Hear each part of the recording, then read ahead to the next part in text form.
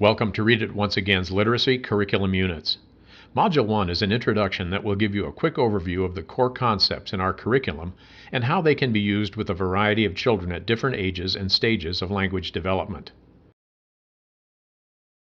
Ray Shaper is the author of Read It Once Again curriculum.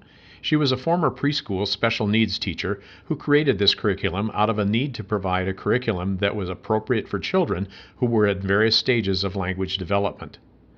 There are 10 different module sections. We strongly urge you to view each section in the order that they were presented so that you will have a complete understanding of the Read It Once Again curriculum strategies. You may return to any section to repeat or review. Repetition is good for the brain, as you are about to learn. Here is the simple strategy that makes Read It Once Again's curriculum so powerfully successful. Step 1. Choose one of our popular storybooks. There are 31 different titles to choose from. Step 2. Repeat the reading of the same story, which controls the vocabulary and will allow children to predict familiar words and phrases. Reading the story every day will help children become familiar with the characters and objects found in the text. Step 3. Plan appropriate activities found in each unit to teach language along with foundational skills.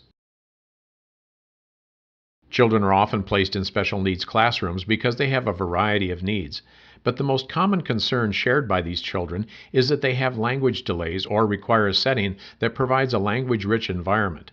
Most often, children are offered speech therapy only twice a week for 30 minutes. These children need a language-rich environment every single day in every activity.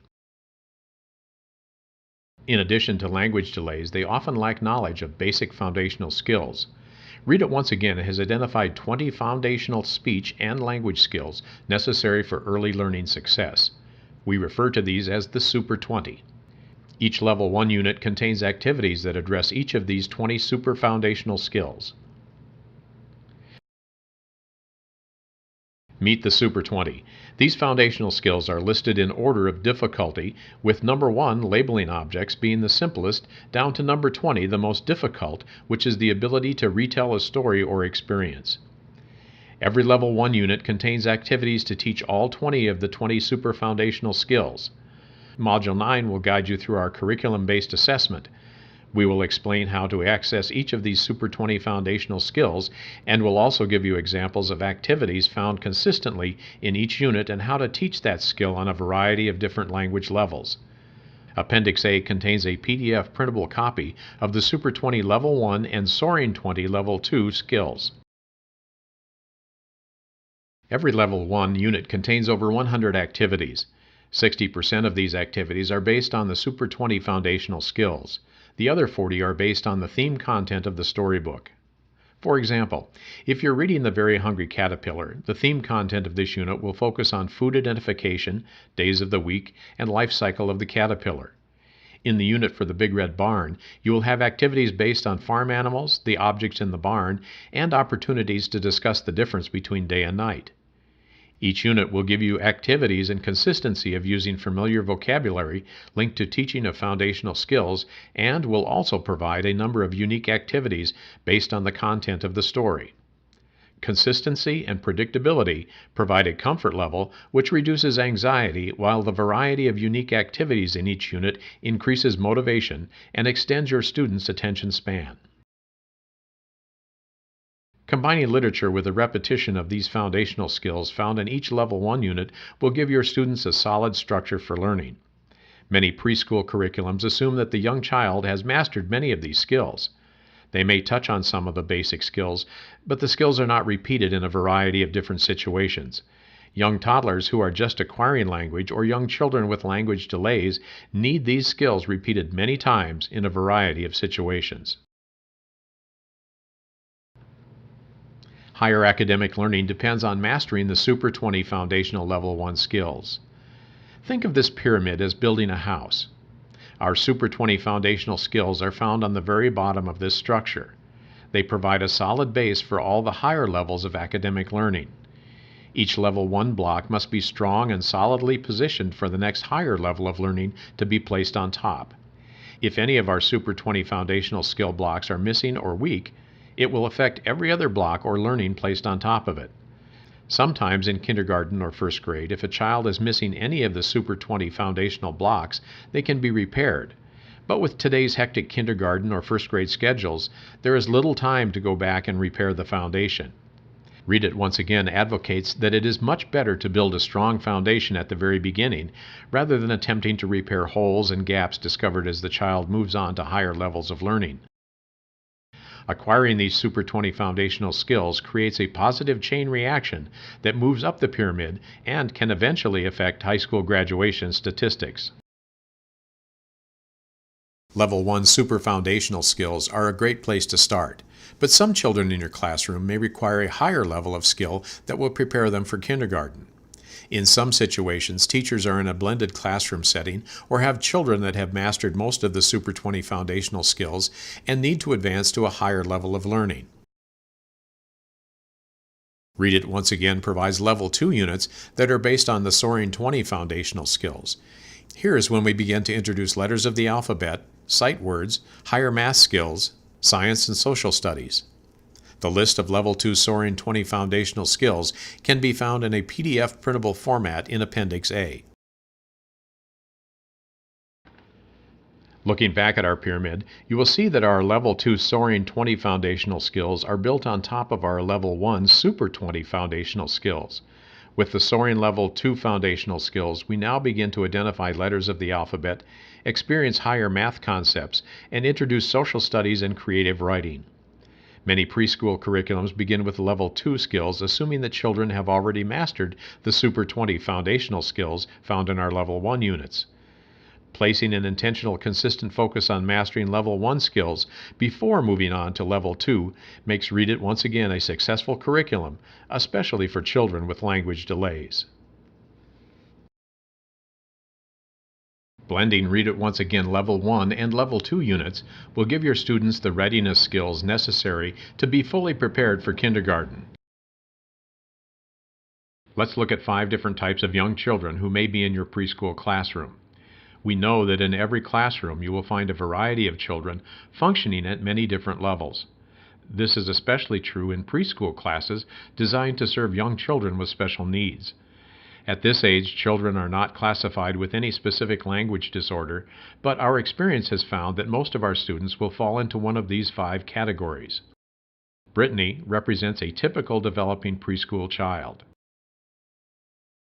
Tyler is an at-risk child who will benefit from preschool intervention. Amanda has intellectual delays in all areas of development. Matthew has delays in most areas of development and appears to be on the autism spectrum. Pedro also has delays in some areas of development and shows similar signs of possible autism. Both Matthew and Pedro appear to have common characteristics, but as we continue through this training, you'll discover the difference between Matthew and Pedro. How will Read It Once Again benefit each of these different types of children? Read It Once Again's curriculum units are created to effectively teach the individual needs of each of these students. Let's look at each type of student and learn more about how the curriculum units help each student reach their highest potential. Brittany is a typical developing preschooler. All areas of Brittany's skills are developing in a typical manner. She would use Read It Once Again Level 1 curriculum and acquire foundational skills at a faster pace. Brittany would advance to Read It Once Again Level 2 units and successfully enjoy large amounts of supplemental reading material. She has good language skills and is ready to be exposed to a wide variety of language. Brittany is a good example of a typical developing child found in a regular preschool or blended classroom setting. Tyler is an at-risk preschooler. Tyler's environmental situation may have influenced his lack of exposure to books and typical learning experiences. He does not require special education services, but he is lacking many of the basic Super 20 foundational skills. Here is an example of where the strategies of Read It Once Again will make an enormous difference in Tyler's academic success in school. Typically, teachers have been educated to immerse children like Tyler too quickly into reading 5 or more different books a day. This bombards him with vocabulary and learning experiences beyond his ability to comprehend all of the diverse information offered to him on a daily basis. It is critical that Tyler have the opportunity to begin using repeated storybooks with controlled language, making it easier to master the Super 20 Level 1 foundational skills. Giving Tyler a solid Level 1 foundation boosts his self-esteem and will have a positive effect on his social behavior. Once the Level 1 skills are solidly established, he can quickly move on to Level 2. Amanda is an intellectually delayed preschooler.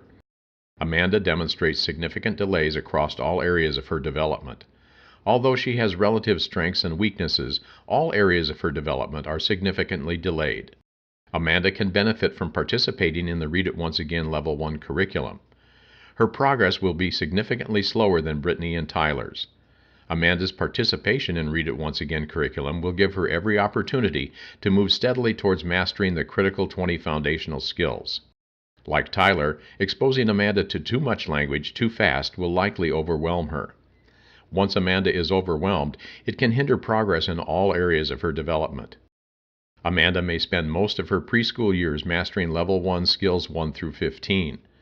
She may need instruction with items 16 through 20 beyond her preschool years. Some Level 2 skills may be introduced when she has successfully mastered most of the Level 1 skills. Matthew is a preschool child who has language developmental delays and appears to be on the Autism Spectrum Disorder. Although preschool children with special needs are not officially diagnosed in the school setting, there are children like Matthew who display characteristics of being on the autism spectrum. His language skills are extremely delayed, and this affects most areas of his development. He typically has very good visual discrimination skills, such as having the ability to master computer skills and video games that require matching, sorting, and visual memory. These activities do not require expressive speech. Read It Once Again curriculum will provide many opportunities to help him develop language skills. The Level 1 Super 20 foundational skills will be taught and practiced in a wide variety of ways that will help Matthew move towards mastery of the skills. Although Matthew will begin to develop the 20 foundational skills, his progress will be slower. It is likely that the language skills and abstract thinking skills will always be difficult for Matthew. Exposing Matthew to too much language too fast will likely overwhelm him and may lead to significant behavior problems. It is also likely to cause him to shut down as he is not able to process language. The predictability and consistency of Read It Once Again activities associated with the familiar repeated language in the text will increase his progress in developing language skills and self-confidence. Pedro is a preschool child who has language developmental delays and may appear to have some characteristics of Autism Spectrum Disorder. Like Matthew, Pedro demonstrates significant delays in his language skills. His poor language skills negatively impact many areas of his development. Social and cognitive skills may be particularly impacted. Pedro also demonstrates good visual discrimination skills as well as good motor and daily living skills. Like Matthew, Pedro will benefit from the Read It Once Again Level 1 curriculum. The Read It Once Again curriculum will provide many opportunities to help him develop language skills. The Super 20 critical foundational skills will be taught and practiced in a wide variety of ways that will help Pedro master these skills. As Pedro begins to master the Super Level 1 20 foundational skills and develops language, he will show significant improvement in his social skills. Inappropriate behaviors will decrease and appropriate behaviors will increase. Pedro will master the foundational skills much quicker than Matthew and Amanda. Once his language skills begin to develop, they will continue to steadily improve. Exposing Pedro to too much language very quickly will likely overwhelm him and may lead to significant behavior problems. It is also likely to cause him to shut down as he is not able to process language. As Pedro's language skills begin to develop and improve, he will be able to handle more and more language. Eventually, Pedro will be able to participate in the Level 2 curriculum units or any other curriculum for typical developing students. When Read It Once Again curriculum units and strategies are used as suggested in the next training module sections, you can expect these possible outcomes for each of our students. Brittany, our typically developing preschooler, will move on to kindergarten with no support services needed. Tyler, our at-risk child, will move on to kindergarten. He may have a strong enough foundation that he will be successful without support services. If he still shows some weakness in levels 1 and 2, the professional team may suggest support services such as speech therapy. Amanda, who is intellectually delayed, will have two options. She may move on to a self-contained class, or she may be included with typical aged peers. She will still need support services such as speech or occupational therapy in either situation. Matthew, at this point, has now been identified as being on the autism spectrum. Like Amanda, he may move on to self-contained classrooms, or he can be placed with typically aged peers. He will need the support services of speech and occupational therapy in either situation. Pedro came into the preschool classroom appearing to be on the autism spectrum, but because of Read It Once Again's teaching strategies, he was able to master Super Level 1 foundational skills and most of the Soaring Level 2 foundational skills. He is ready to move on to kindergarten. Like Tyler, if he still shows some weakness in levels 1 or 2, the professional team may suggest support services such as speech therapy. Is Read It Once Again research-based? Yes. The first phase of our research study was conducted by Dr. Vivian Correa and doctoral students at Clemson University. It was completed in October of 2010 and presented at the Division of Early Childhood Council for Exceptional Children and published in Head Start Research to Practice in 2013. Well, congratulations. You've completed Introduction to Read It Once Again Curriculum Module 1. And you are now ready to advance to Read It Once Again Support Repetition and Brain Development, Module 2. This segment will demonstrate why repetition is an important component to helping young children retain information. Most importantly, Module 2 will explain how Read It Once Again's concept of repetition is different from the common notion that the use of repetition is merely drilling and repeating words and phrases. This ends the introduction to Module 1.